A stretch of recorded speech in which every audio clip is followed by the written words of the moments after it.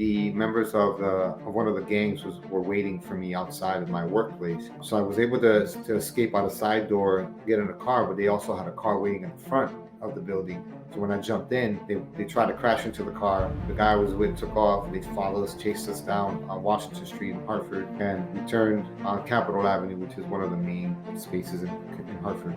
And they started, shooting at us. Boom, boom, boom, boom. You could feel the bullets just hit the car. Choo, choo, choo. Welcome back to the Invest in Yourself podcast. Today I'm joined by a former gang member named Iran Nazario. Iran talks about his upbringing today and how he joined a gang and became a very violent person. Iran put in a lot of work to further this gang's operations. Iran went in and out of prison throughout his whole life as a gang member. He also opens up about the gang-related death of his brother. Iran ended up leaving the gang life for good and wrote a book about his life as a gang member. The name of his book is From Rage to Peace. I highly recommend it. He's got a very good redemption story, and he goes into depth about the gang war and everything that he was involved with. Please subscribe to my channel for more interviews like this, and without further ado, let's get into Iran's story. Alright everyone, welcome back. Today we got another great guest on today. Iran has a really good redemption story, and I thought he was only fitting and it was only right to bring him on to share his story. Iran, thank you for coming on the show today and taking out some time. I appreciate it. Listen, man, it's my honor to be here. Thank you so much for the opportunity. Thank you. No problem at all, man. Pleasure's all mine. I really enjoyed your book. That's how I came across you, as I seen it, and I believe maybe it was on Amazon or something. And I was like, "Wow, this looks like pretty interesting cover." Because I'm always, they know what I probably want to listen to and read, and just like good redemption stories. And of course, your book came up, Rage to Peace. So I was like, okay, let me check it out. And then of course I read it, and then I was like, let me reach out to him and see if I could bring him on the show. And sure as we made it happen. So if anybody wants to check out his book after hearing this interview today, it'll be in the video description. But Iran, I think the best way to get into this interview here today is just by going into your early life and giving a little background for people to understand what it was like for you growing up and what you went through. All right. Well, Adrian, first, thank you for the support on purchasing the book and reaching out for your patience as we coordinated everything. So I'll go back like I usually do. Reliving your life is an important part of healing. So for me, I've had to relive it many, many times over, especially in preparing myself to write the book. For me, my mom brought me into this world, and the way I say it is as someone already impacted by trauma and fear.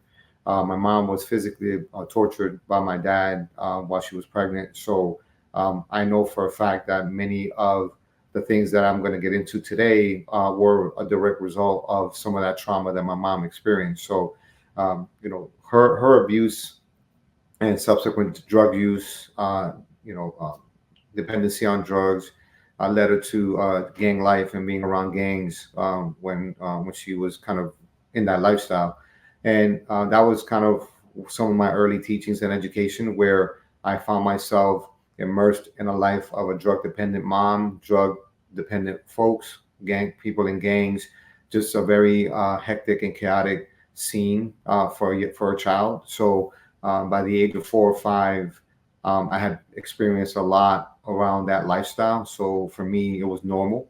I experienced violence and abandonment and a number of other things. And because of that, I feel that the trajectory of my life spiraled out of control, went in a certain direction that led me to really not understand anything else other than what I was seeing in my life, right? So eventually my mom lost a lot of control and eventually became abusive towards her kids. She had 4 kids at the time by herself, and just drug dependent. So if anyone has had that experience, that anyone drug dependent eventually does not pay attention to the most important things in their lives because they're chasing that high.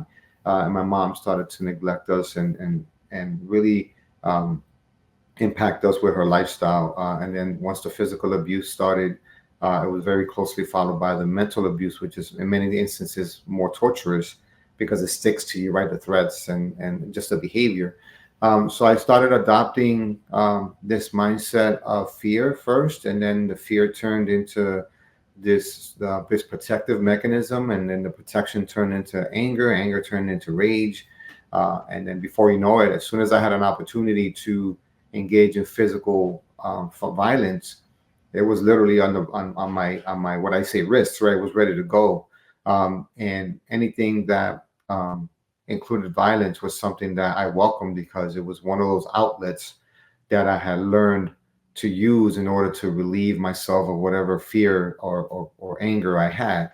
Um, Not learning any coping mechanisms, emotional intelligence, any of that stuff that I know about now.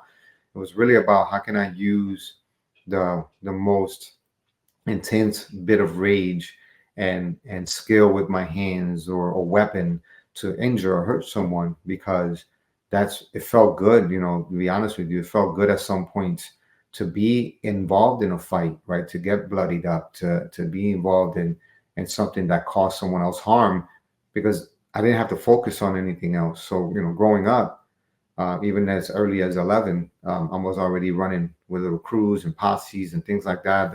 So we called them out here on the streets.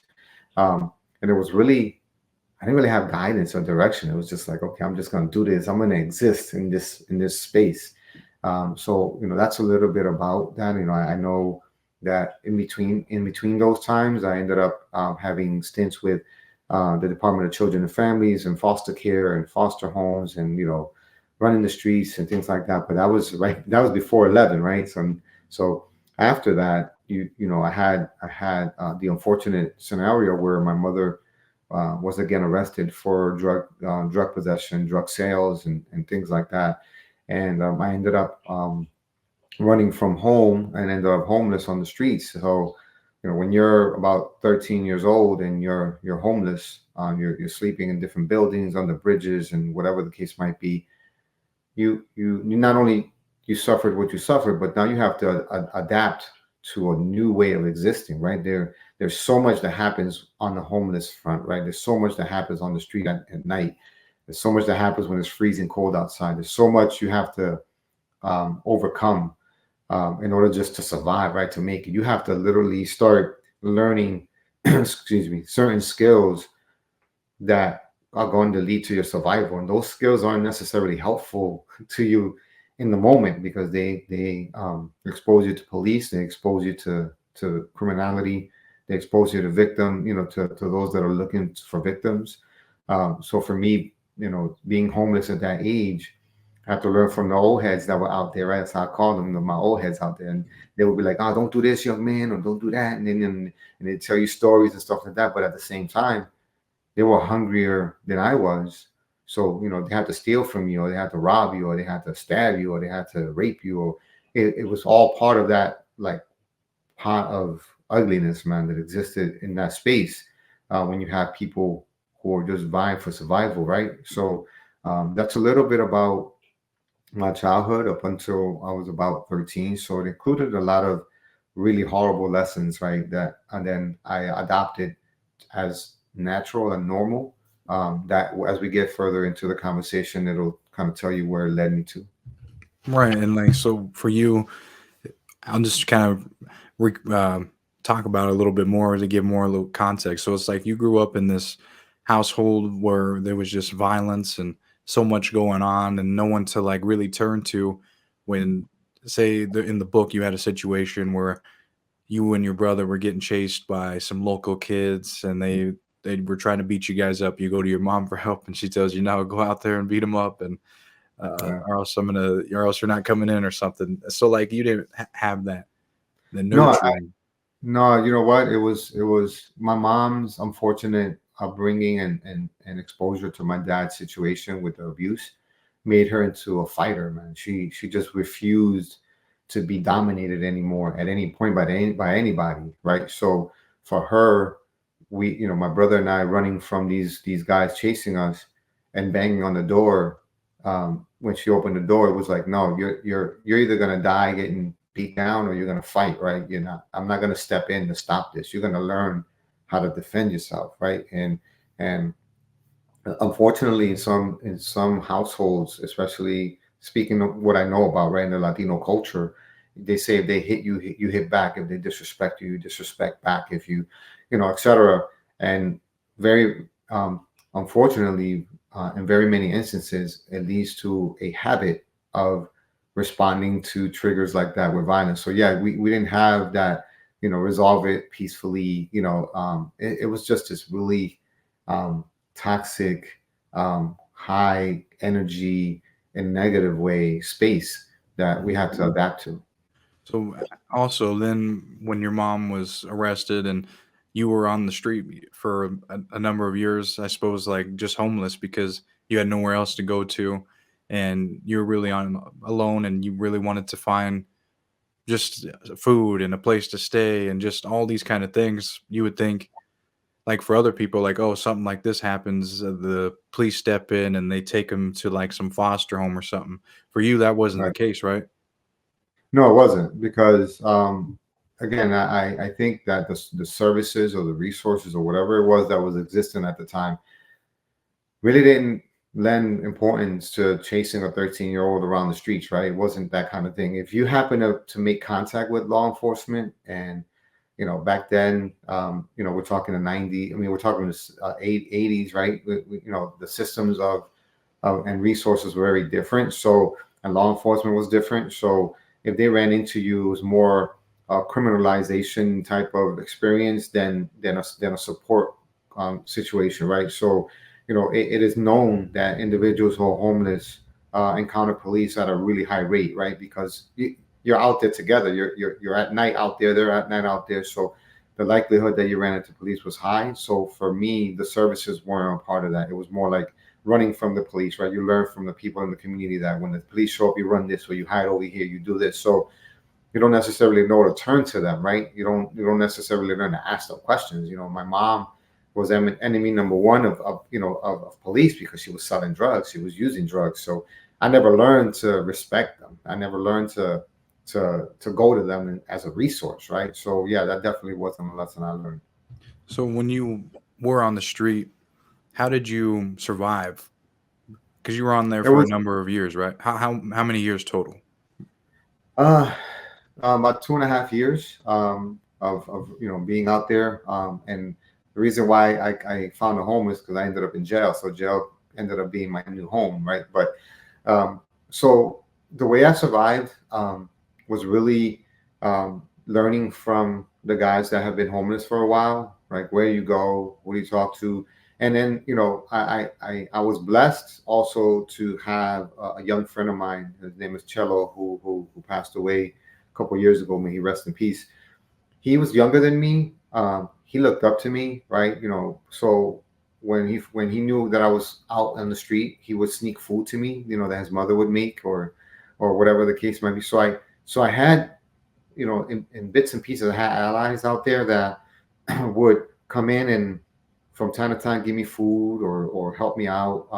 I also thought I was a good break dancer, right? I wasn't really that good, but I thought I was. So I would go in front of the G Fox building in downtown Hartford here, and I would break dance on cardboard for money. People would toss me money and stuff, and I would use that to eat. I would eat food with that, or I would do other things that where I could gain access to food. I would um, again, the guys knew where to get food from, so they would share some of their sandwich or whatever they had. So you just learn to do that, and then as people got out a young face, right? People were like, "Oh, he's a kid. We can let him stay here for a night." So I would take advantage of that opportunity. So it was a number of ways, right, that I gained access to food and a warm place, clothing. I didn't have much, but whatever I had, I had. And I also remember another key part from the book as well. Like you talk about trying to go to your godfather. Do you want to speak on that incident there? Yeah. So my mom actually introduced me to three godfathers. So again, it's because she she had such a tumultuous life that she was just running across different people, and so she would give those people a high space in her life, right? So she would introduce us. These are my kids, and that's your padrino, right? That's your padrino. And so you were like, okay, you're young, you don't know any different, right? So this particular padrino lived not too far from where I was sleeping. I was sleeping in an abandoned building about 2 blocks away from his house, and somehow I remembered where he lived. I know I can honestly tell you I don't remember how, but one particular day it was freezing outside. I decided that I needed to get out. It was just too cold. So I went over to his place. I just miraculously found the right door. It was just, I knocked on the door. He opened the door. He remembered me, let me in. And unfortunately, it took a turn for the worse with him, where he thought that I was a sexual, I guess, relief for him, or I was somebody that was sexually involved or interested in him. I learned later on that he was queer, and he liked men, and I didn't know any of that. I was too young to know that. I was still in my teens. So he definitely tried to engage in sex with me, and it really tore me down, because you know I had this faith, and I didn't know necessarily know what Padrino meant. I just knew that it was important to my mom, and I thought that he would care for me, and it turned out to be the opposite. So I you talk about like bottling up your rage and your anger, man. That was really like a turning point for me, where now I didn't trust anybody. Like there was nobody that I would like lean on for protection or safety, especially adult males, right? Because my dad did what he did, and then now I have all these different images of males, and then this person that I'm supposed to trust decides that this is what he wants to do. So it really sent me down a dark place, where now I didn't know where to go. Right, nobody was trustworthy.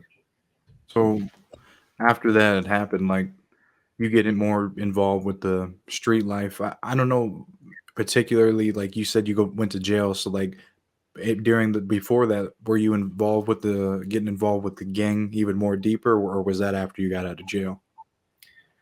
Well, what I was doing, I was looking for a connection, right? I was looking for a bond out there in the community. So at the time that I'm talking about, I belonged to this crew called the Willard Street Boys, and it was a small little street in Hartford, and it was the most densely populated street on that block, and it was mostly Latinos. And Cello was a part of it, and a couple of other kids were part of it, and we were all called ourselves the Willard Street Boys, and that was Willard Street where we lived. And Willard Street had conflict with a group from Sigourney Street, so Sigourney Street Boys and Willard Street Boys were constantly at each other. So what I was doing during that existence is really joining little crews, right? Connecting with little street, what I call cultures, or um, street communities. And one of the ones that I graduated from after the Willow Street Boys was, I wasn't a member of this group, but I hung out with them every day. It was called the Park Street Posse. So the Park Street Posse was a group in the Frog Hollow section of Hartford, and they had about maybe 200, 300 members, and it was mostly the Park Street area. They were all Latinos, all Puerto Ricans, just about, and they just represented Park Street, right? Back then, the groups were called by where they resided. So you had Park Street, you had the Albany Avenue crew, you had Crookville, or in different sections of the street. So the Ave was Albany Avenue, and things of that nature, right? So um, I started kind of associating myself with different groups and getting involved in their fights and their conflicts, and all kinds of different things. But the major gangs, like the bigger gangs, I didn't have access or get involved with them until later on, after I was in jail a few times. Um, So to your next steps after being homeless and stuff, like you said you found a home while it was in jail. So like what led up to that? And so after, I mean, you were locked up a couple times in and out of jail as well. For what was it like, for the same thing, just being on the street trying to survive? Or Well, it was domestic violence cases, assaults and fights. A number of different. Everything was violence related. Nothing that I went to jail for didn't include violence. So the first time that I went to jail was for a long term, because I had small stints, like little timeout, kind of jail stints. But my longest term was when I stabbed my ex girlfriend 3 times. We got into a domestic situation. She was much older than me, and I was kind of desperate, trying to hold on, and I thought that by using domestic violence, I was going to be able to keep her. So I ended up stabbing her, ended up in prison, and this was the first time I got over like a year term. Right, I got like I think it was 3.5 year sentence for that, and then I went from being kind of just around. The guys that were going in and out to people that were serving longer bids. So that was my first like long term bid, and I went in when I was 16. Sentencing, etc. And I was out when I was about 19. So when you, after, I suppose doing that, like, how did that, like, what was, I suppose that was just a bunch of rage fueled up, and I mean, there's no, there's no like justifying or anything like that, but it's just, like, how do you look at that now when you look back at that stuff that you did? Yeah, well, I look at it. I look at it as I was a child that had learned that violence was the remedy. I had learned that dominance included violence. I had learned that control needed violence. I had learned that when you were um, losing control of something you thought you had control of, you resorted to violence, right? So the way I feel about it now is that one, it was it was unnecessary. It didn't need to happen. I had no right to be involved in that. Um, Luckily for me, and for the victim, in this case, not luck, we connected after all of this, and she forgave me. We had a very hard conversation, and I apologized profusely for my behavior because it wasn't something that I had the right to do. And she understood after we talked, she understood what my mindset was, and she didn't excuse it, but she understood that it was not something that my heart now, right, believes is right. But back then, I really had no other mindset but to apply whatever harm I could to a situation I couldn't control. And that's so. Right now, I feel that I've learned a great deal from being able to change that behavior, and I've learned a great deal about the importance of not, as far as my work is concerned, about teaching people how to emotionally be intelligent enough to walk away from a situation where they're going to hurt someone else, including in a domestic violence situation. And see that I just asked that because I've interviewed people that have killed people, taken lives and stuff, so I understand that the mindset can change, and you can understand and how it wasn't justified and everything like that. So that's why I bring it up, and so I just really think that people should hear that, and Yeah. even though it's a tough conversation or something to talk about, it's just my mindsets can change and things can change, and so that's good you're able to recognize I was wrong. Oh, absolutely. And it is wrong. It is absolutely unnecessary. We don't have any right over anyone, whether male, female, transgender, whatever you classify as. We keep our hands to ourselves. If it's self defense, like somebody's trying to kill you, then you got to do what you got to do to live, right, to survive. But in a scenario where you just feel lost, or you feel like you're losing control, or you don't have power or control, or someone's not doing what you asked them to do, move on, handle it, because it's not your right to control anybody. And violence in that way is cowardice.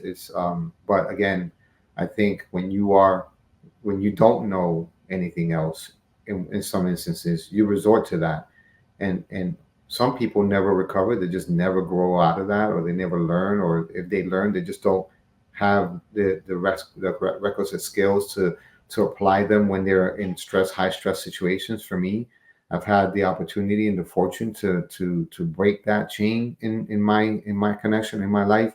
So now I speak against it at any point that I have, because you're right, mindsets can't change, and they have.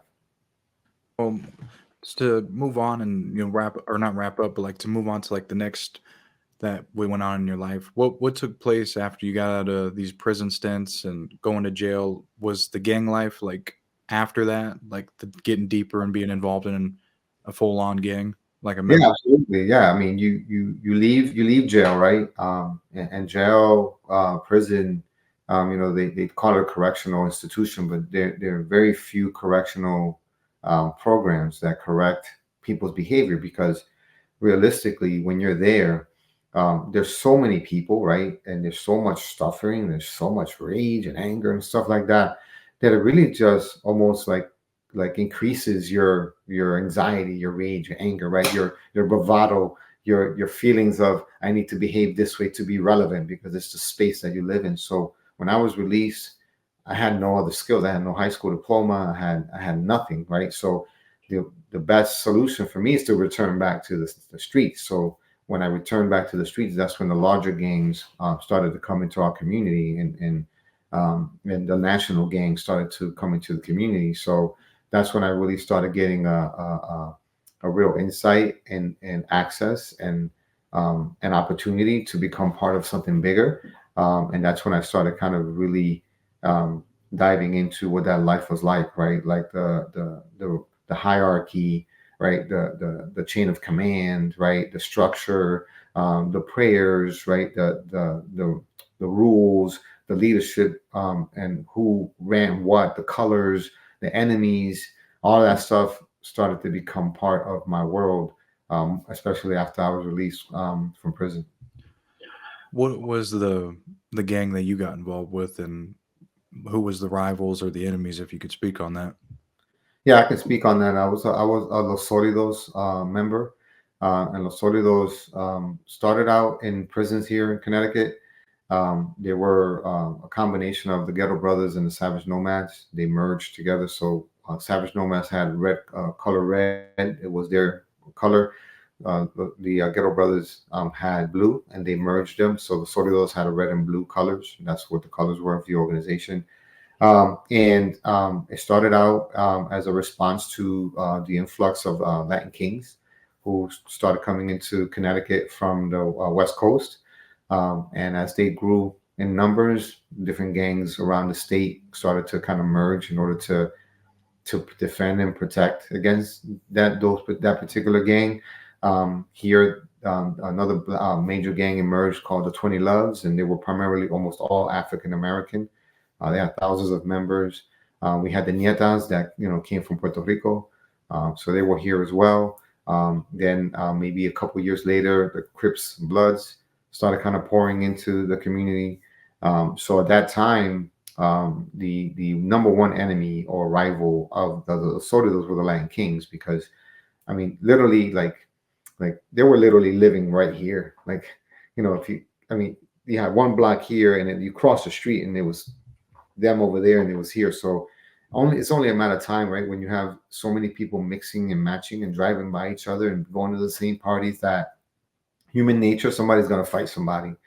And it exploded, from being able to be almost like cordial with each other, like see each other, to all out like beefs and fights and things like that. First fair ones, right? Everybody fighting with their hands and stuff, then chains and bikes and knives, and then after some time, the guns started coming into play. And once one of our most popular members, Felipe Santana, was murdered, it blew up. Just complete firestorm just took over, and all kinds of firepower started being pulled out. Killing everybody. Everybody was getting killed. You go from a city, of about 100,000 residents, 100,000 or so residents. You go from maybe 17 murders, a year probably, in some of the hardest hit communities, to 67, 55, and it was all times of day and night, no matter what. You had guns going off and everywhere. And it didn't matter where you were, or not, nowhere was safe for anybody. So that's when I realized the deep impact of war. When you talk about war, I don't know any military war, but this is the closest you can get. I mean, literally anywhere you went, you were a target, right? Anywhere you drove, you were a target. And the firepower, AKs, Russian assault weapons.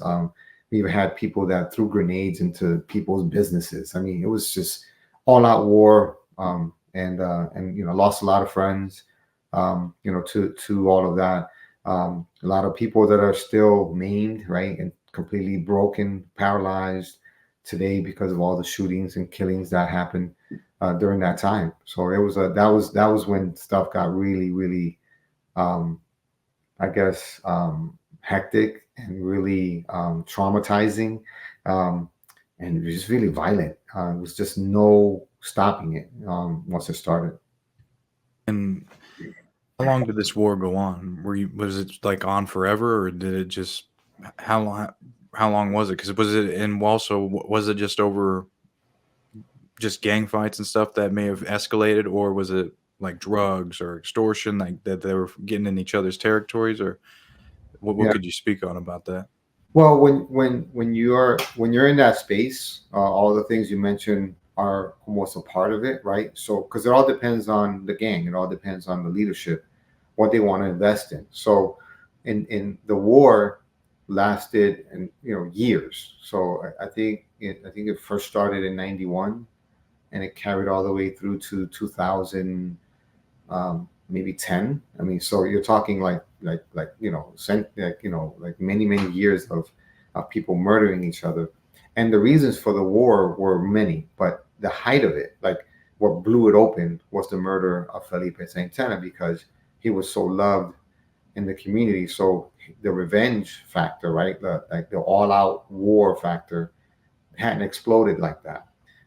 You did have conflicts over drug turf because, again, when you're that close to each other and you're engaged in drug selling, arms dealing, things of that nature, you're gonna have competition. It's like any business. So the way to resolve it is not like a business would, where you acquire, another business. No, they go out and they try to take you out, right? So there were those things. There were just natural conflicts, right? I mean, once you spill the blood of someone else, it's very very difficult to take it back or turn it around. So you have people that were also emotionally injured, right? You killed my cousin, you killed my nephew, you killed my mom, or whatever, and those things don't go away. And so people kept coming at each other. So there were a number of reasons why wars happened, but the thing that blew it open was definitely that murder. Could you speak on a time that you were almost killed? Yeah, I mean, I happened a number of times, and thankfully, I'm here. But I can speak very vividly of a situation when I was at work. I had found a little job, because and I didn't want to sell drugs to make money because my mom was a drug addict, and I just never felt like I wanted to be involved in that stuff. So I did manage to find a little maintenance job at a company that gave me a chance for some reason. Thank you. And the members of one of the gangs were waiting for me outside of my workplace. So I was able to escape out a side door, get in a car, but they also had a car waiting at the front of the building. So when I jumped in, they tried to crash into the car. The guy I was with took off. They followed us, chased us down on Washington Street in Hartford, and we turned on Capitol Avenue, which is one of the main spaces in Hartford, and they started shooting at us, boom, boom, boom, boom, and you could feel the bullets just hit the car. Choom, choom, choom. So it's like you know we managed to turn into a neighborhood that they couldn't drive into because they definitely would have been killed by the gang that ran that block or that neighborhood. So they turned around, but the car had maybe 5 bullet holes in different spots, and you just they missed. They missed, and I'm glad they missed. And it's one of those things that you expected. Nobody um, that happened to as part of a gang would be surprised that you were being shot at, right? So yeah, it happened multiple times, and thankfully, I'm here. There were a number of other scenarios where we were the gang I was in was cornered into a house or a building, and the other gangs would spray the whole building, and you had to duck under furniture and things like that because people were shooting, and people would be shot next to you, and they'd be bleeding, and you'd have to, once all the gunfire stopped, you have to take them to the hospital. So there's a lot of different scenarios where it happened because the sheer volume of shootings were so high. I don't know how many other times I must have escaped from being killed because you, there were people shooting everywhere. So you didn't know if it was for you or not, but you were definitely at risk for sure. So what about like on the other end of that, like you guys going and getting retaliation? Any situation you can speak on doing about going and doing that? Yeah, I mean, for me, gunplay wasn't something that I was kind of like prolific at or engaged in like that. To be honest, to me, um, I some I found a way to take care of my situations with the people that I was involved with more with my hands, or knives or bats or whatever than I did guns. I wasn't. for some reason, in my, at least for me, the guns weren't part of my um, access. Like you had the folks that had guns were higher level, like members, right? They were people who had a little bit more money than I did. Remember, even though I was in this gang, I wasn't making any money at all. So the guys that could buy the guns were the guys that were selling, big weight, in drugs, or be getting a lot of money from whatever they were doing, whether it was car parts or whatever. Those They were the guys that were afforded more of the gunplay. So when you think about us, we had at the time we had about 4,500 members, right? And Hartford is small, so we had a lot of people. I would probably say maybe 15% actually had guns. You know what I mean? Because it's just, and those are the guys that really kind of held everything down. And you had people who were dedicated to doing that. Like they were the guys who call it clappers. They were the ones that would go out and just be willing to just go all out and kill. Where some of us didn't have that access, so it was more like, okay, wherever I see you is on, let's bang out. If I have a knife, I'm gonna stick you. If I have a bat, I'm gonna hit you. That kind of thing. So for me, that was my experience. So you weren't really interested in trying to actually kill someone, I suppose, at some kind of extent, maybe. You know what? Looking back, I don't think I was. I don't think I was. I had plenty of opportunities where I could have, and I never went that far.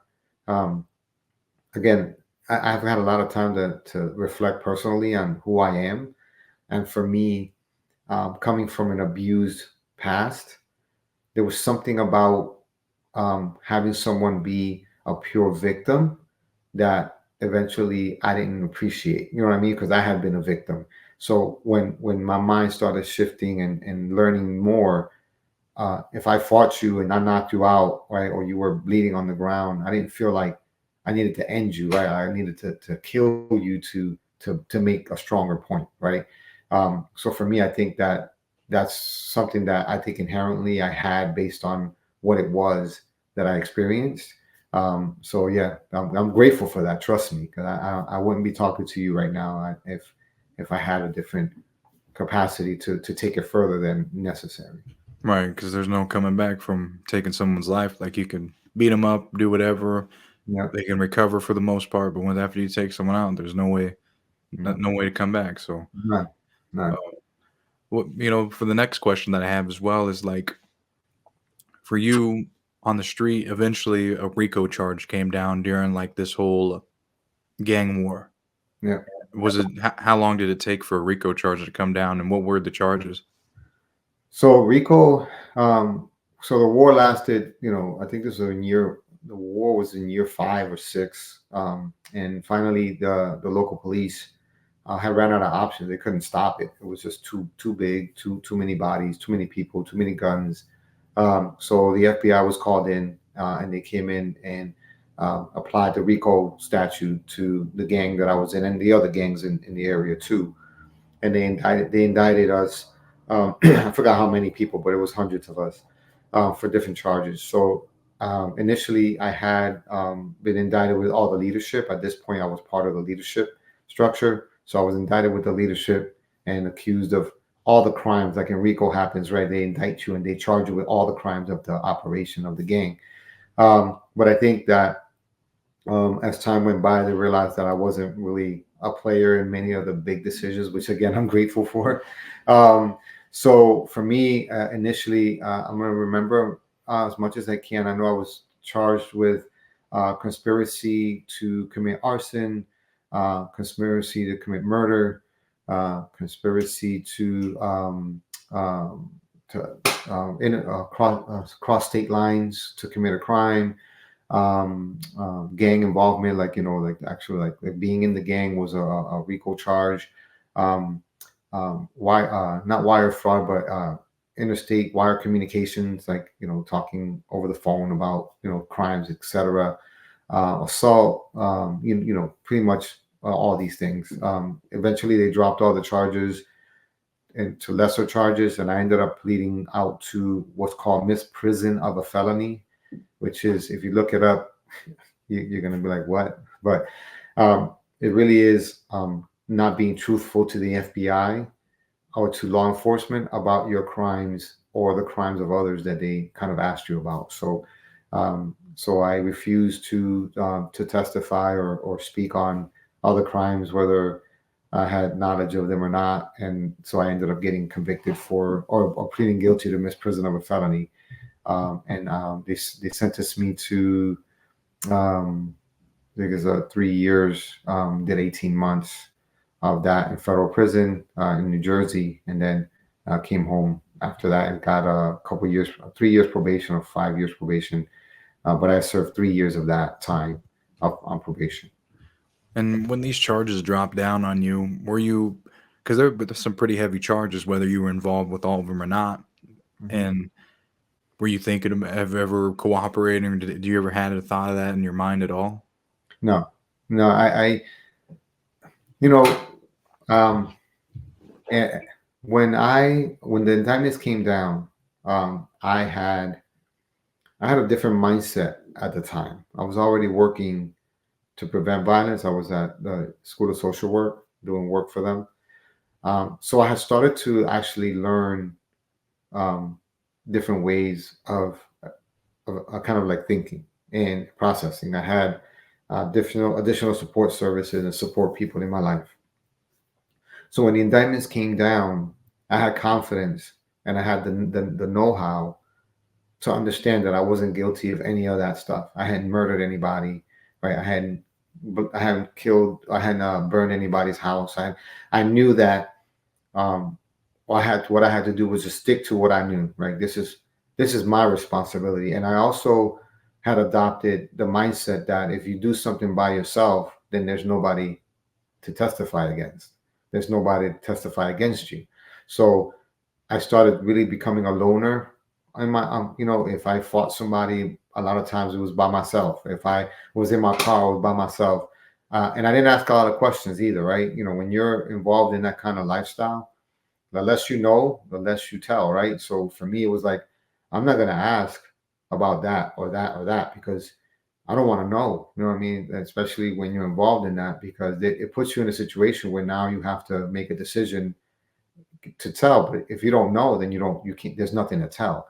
So I think for me, it never came to my mind, never crossed my mind. Let me tell on this thing, because I honestly, genuinely, speaking from as clear as honest as I can be, really had no direct knowledge of those things.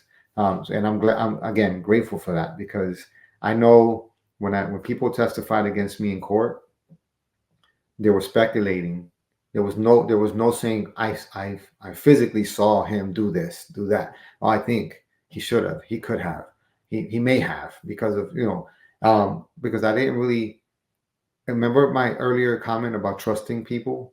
Mm. I didn't trust people. I really did not. And because my godfather had put me in a position to develop that kind of thinking, right? My mom did as well, and etc.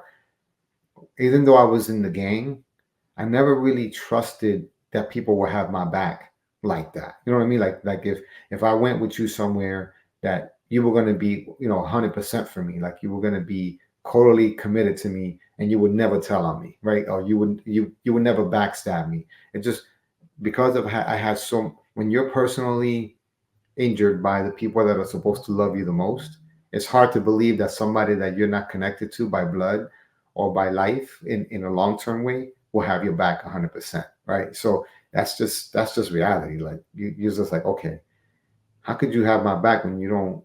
We don't share anything other than the fact that we're running with this gang, we're running with this crew.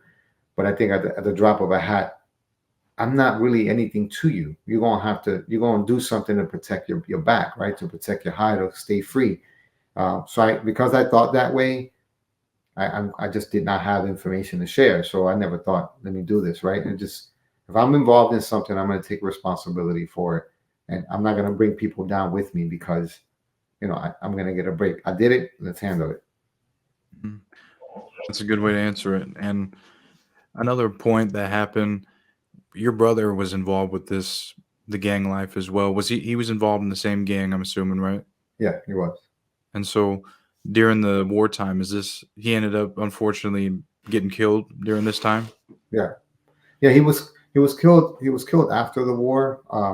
He he was actually killed by a member of his own gang, which is again goes to my point that just never know where it's coming from, right? So um, he was at a party, and with my other half brother, and my half brother's friend who was there had a beef with one of the guys that showed up to the party. They were gonna fight at the party, but they got kicked out, told to go outside. So they went outside and they had a fair one. My half brother's friend won. The other guy kind of took it to heart, like yo, he lost. He took a L, so he was like, okay, I can't take it, so I'm coming back. And my brother was just there. He split people up, and he was like, nah, we good, whatever. Brother had a lot of respect out there. People knew him. Um, Guys, they broke out. They went wherever they went, and you probably know from interviewing a lot of people when in dealing with this kind of subject. And when somebody tells you they're coming back, you bounce, right? You don't stay there. I Right. think my brother had a miscalculation, or that because he knew the guy that was driving the car that they wouldn't come back, and that was a complete a lack of I think awareness on his part. Where when they did come back, they weren't prepared. They didn't have anything to defend themselves with, and they weren't expecting it, which is rare in the community, right? You don't Somebody tells you they're coming back, just believe them, right? So I think the guy came back, and my brother walked away from him thinking that he was they were cool like that, and the dude shot him in his back, so and killed him. And the guy that initially fought walked away unscathed, right? Like no issues. He's alive. He's walking around. So, I think it's a lesson learned, right? That sometimes we get involved with people, and when stuff gets hard, they survive and we don't. So, yeah, that's what ended up happening to him, and it was unfortunate because again um, as I described in the book, he had made some changes and started kind of moving in a different direction. So, but he's no longer here, but we gotta continue to do what we do, and which is what I do differently now. So. So your brother, after at towards the end of his life, he was kind of seeing some kind of changes, or maybe having the same kind of feelings you were having about switching your life up. Yeah, I had actually talked to him about working with me. I was working as a called Peace Builders. I was a Peace Builder program director, and we were out there doing our best to prevent gun violence and gang violence, etc. And I had asked him, if he was set to start helping me out because I needed people that had positive kind of like connections out there, or had connections, had clout, a little bit of clout, could talk to people about toning it down or stopping something. And I felt like my brother could get that. So he assured me that he was ready, that he could do it. So actually, he got killed on Sunday morning, like early Sunday morning. He was going to start working for me on Monday. So that just goes to show just it was heartbreaking for many reasons. Obviously, first being my brother, second that he just didn't get a chance to move beyond the life that he had lived. Um, but yeah, he had started to think differently, and it just unfortunately time ran out. It didn't happen. And then after he had passed away in the hospital, at that point, weren't you were on the fence? You really Yeah. wanted to. You were at the same time you were trying to make a change, but then this happens, and then you want to go and get revenge. The rage starts kicking in. Hmm. So what happened? Were you trying with you trying to get revenge or any retaliation? Like how were you? What were you thinking when you were on the fence about doing that? Well, I think initially, it's a burning pain, right? It's like a constant, like it's just there, and you go to the darkest spaces in your being, and you wanna alleviate all this pain that you feel by just watching somebody take the last breath, right? That's responsible. Like you think about it like a lot. You're like, when I get them, I'm gonna just mutilate this person, right? Because you're just in so much pain. But I think I had been involved in the work that I do for a period of time by then. So I think I know I had some sprinkles, drops of positive thinking, positive abilities, capabilities, understanding, emotional intelligence that helped me eventually kind of start pivoting in a different direction. But I also had moments. I had moments with people, right? By that time, I had generated enough of a following and connections with people that were good people, positive people, that as they showed up, I started feeling more and more that I would disappoint them and hurt them because they believed in me having changed and being a different person. So for me, the more I went through the crowd, the more I saw faces and things that I was like, I can't retaliate the same way because everything I've spoken about would have been for naught. Every action I took would have been relegated to zero. I would have disappointed my kids, left my kids with no dad. I would have been locked up because they would have known it was me. I mean, clearly obvious. Hmm. Uh, so yeah, so I think initially, man, oh my God, it was like I would probably equate it to, hitting your finger with a hammer over and over and over and over, man. It was just like brutal. And I just, I wanted to end it by, and I thought I could relieve that pain by just ending the life of the person that did it. But again, the more, thankfully, at that point, I had had enough access to a different way of thinking that allowed me to process it. My brain had developed differently at that point, and I'm grateful. I miss him terribly. His kids miss him, his grandkids miss him, obviously, but I know that I'm better off for not having retaliated the way that I wanted to, for sure. Yeah, because it could have been the same situation. Maybe if you would have went through with that, you could have been in prison, or someone else. They found out you killed this guy, and then now they come after you. It just would have been a never ending cycle either way. Either way, it's just again, it's hard, man. Like you grow up believing that that's the remedy. And it's so contrary to what we can do. You know what I mean? And it doesn't take away the pain, man. Trust me, it doesn't. But you continue to um, commit these acts, then you're going to continue to victimize yourself. You're going to continue to feel pain. There's nothing good about being locked up for years and years on end, man. It's just nothing good about it. There's nothing good about murdering this person and injuring their children, their people, and then being vacant and absent from your kids' lives, right? From your purpose. This is so much that you lose. And I know that. I know that. So yeah, definitely. Now, did the killer ever get arrested or go to jail Yeah. or die after?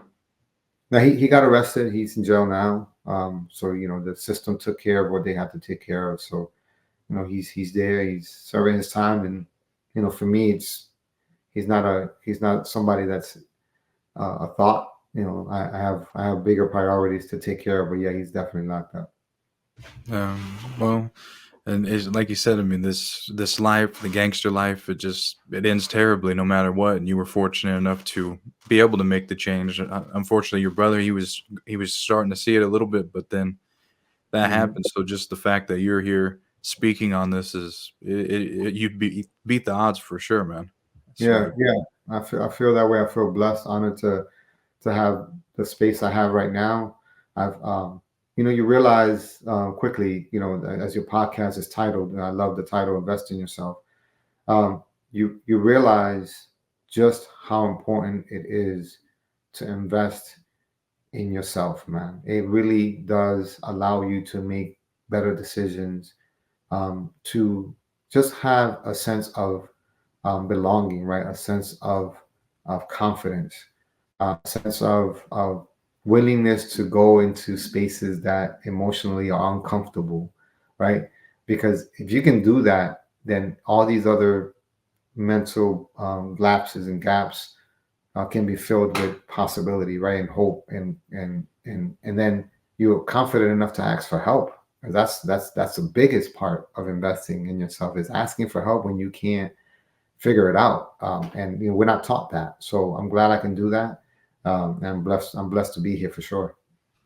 And just to, again, like the way that you've really changed your mindset is it's incredible because of course I interview all kinds of different people. Like I said, I don't justify anything they did or whether they killed someone or hurt someone, beat someone up or injured, whatever it was the case may have been.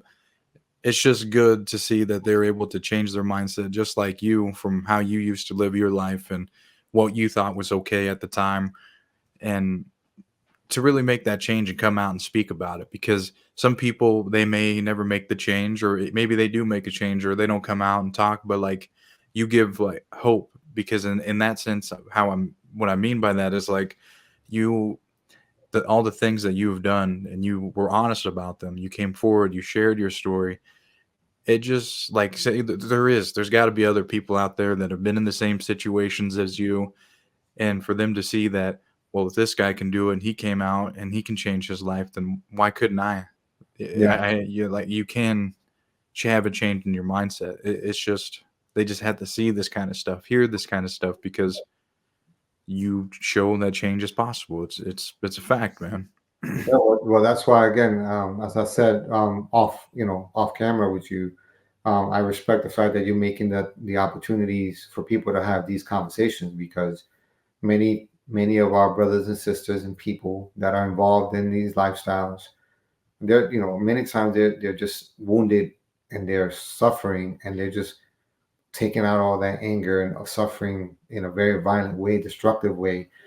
There are other ways to do this. So I would say this. For me, it was really about being able to apply this. Excuse me.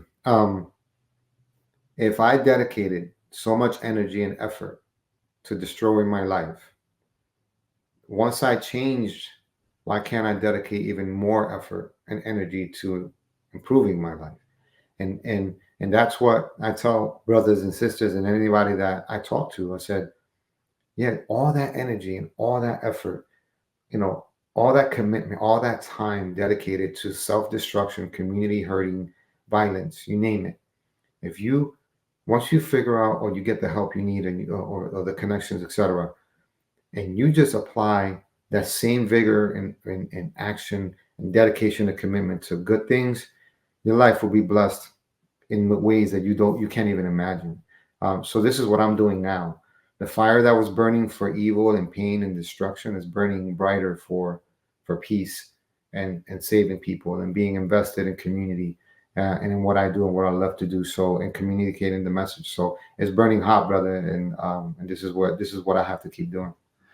You answered my next few questions I was going to ask you. I was going to say, how do you invest in yourself, and what would you tell your younger self and stuff? So that is a good way to put it, though, because imagine all the time and effort that you put into your life doing bad stuff. It just it goes to show, man. You can really put all that time and effort into something good. You just have to want it, the will to want it, and you have to be ready to embrace that kind of change. Yeah. And then once you embrace it, man, you just keep rolling and rolling, just like how you were in that old life, but now Yeah. you do it in the right way, and then it Mhm. you see the results, and Absolutely. you've seen a lot of results, and you just came out with the book again, like I brought up at the beginning of this interview. Of course, I'll put in the video description, and on Thank you. that on your book, Iron goes more into detail on there. So for anybody listening, like he goes into so much more about his story, and just there's a whole lot more in there. So I'd highly recommend it. I've read it front and back personally, so I could tell you it's a damn good book. So you Appreciate it. do you have any final words or anything you want to leave the people with? Yeah, so if I can, I have the book here with me, just the cover. So I wanted to share a little bit about it, right? So I don't know if you knew the story behind the cover. No, So no, I don't think I do. right, so this is me in jail. This is actually a mugshot that they took of me in jail, and I kept it in my pocket, and I carried it with me for years. It was just a little small picture, and they gave me the actual copy, which is something they don't do, but they gave it to me, and then this is me now, obviously. So the picture in time fractured, right? It was cracked, and it was just in my wallet. I kept transferring it. When I thought about my life, I thought about this is exactly how I felt. When I was younger, I felt fractured, broken, injured, right, unhealthy. You can even tell the color of my skin was different. We didn't do this on purpose. This is actually what my skin looked like. It was like a yellow jaundice color because I was homeless and all that stuff. Look at the vitality and difference, and again, in how you look, what you can be if you just compare and make the change, right? So this is why the cover is so meaningful to me, because it depicts the importance of being healthy minded, right? And willing to seek the help and do the good things that you need in order to thrive. So I will leave you with that because I think it's important. I think that's very cool. I didn't know the whole story or the extent to it. I kind of figured it was like an old picture or something, but that is really that depicts your whole past. That is really a cool way how you did that, and then the present one. So Mhm. again, that is really cool how you did that. But I do appreciate you, Iron, taking out some time and coming on my show today, sharing your story of motivation and just being who you are and speaking and trying to help people out and show them that there is change. You can make change, and making a difference is possible. So thank you. I appreciate it. Thank you so much, my brother Adrian, man. Thank you for this service that you're doing, man. And remember, like my brother says, man, invest in yourself for real. That's right. Iron has got one great redemption story. He was very deeply involved with the gang life and was fortunate enough to make it out alive. He also learned firsthand that not everyone survives in that life. His brother was unfortunately murdered before he got the chance to change his life around. Be grateful for the life you have and don't take it for granted. Make the best of your life and keep pushing. Please comment any key takeaways that you got from this interview I did with Iron. Please share it with anyone that you think will enjoy this type of content. Also, please be sure to subscribe to my YouTube channel for more interviews like this. At the end of this video, a playlist will pop up of all my other gang-related interviews and all my other interviews I've done in the past. I'll include both of those playlists. If you like to listen to audio podcasts such as Spotify, Apple Podcasts, or anything like that, please check us out on there. I got the Invest in Yourself podcast on there, and you can find all my podcasts on there. Please leave a review on those platforms as well. That goes a long way for me. So I do appreciate you guys all watching and staying tuned and continuing to support me. Thank you again, and we'll see you all on the next one.